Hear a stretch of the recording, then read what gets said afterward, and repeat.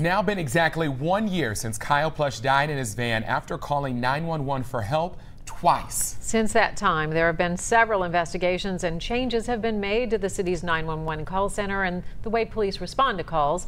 Anjanette Levy is here with details on that and how Kyle's school is remembering him today. Anjanette.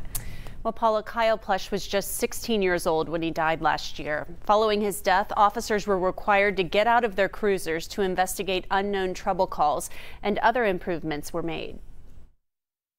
It was the evening of April 10th, 2018. Kyle Plush's father found him dead in the back of his van at Seven Hills School.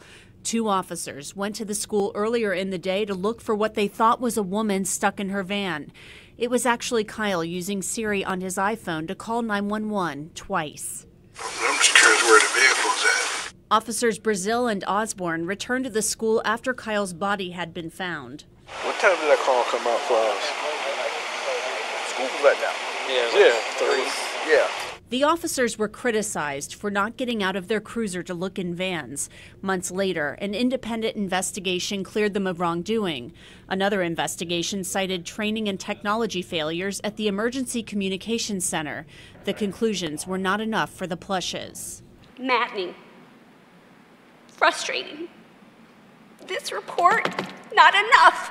Councilwoman Amy Murray helped lead the charge to make changes at the ECC. I think in the last year, the Communication Center has just made tremendous progress in many areas, and the Kyle Plush tragedy was a big catalyst for that. The Plushes appeared in public service announcements for the city's new Smart 911 system. Cincinnati is now a Smart 911 city. Create your private safety profile at smart911.com. And the city has unveiled a texting to 911 program. Murray says things are improving. So I'm hopeful that in the next year and 2 years, we'll keep bringing forward things as technology changes. But the leap forward from a year ago is very strong. Now, Murray says steps have been taken to hire more employees at the 911 center, and she says calls are being answered more quickly now. A spokesperson for Seven Hills School told me today that Kyle is always in their hearts today and every day. There were some events at the school today to remember Kyle and celebrate his life, but of course those events were private. Paula? Thank you, Anjanette.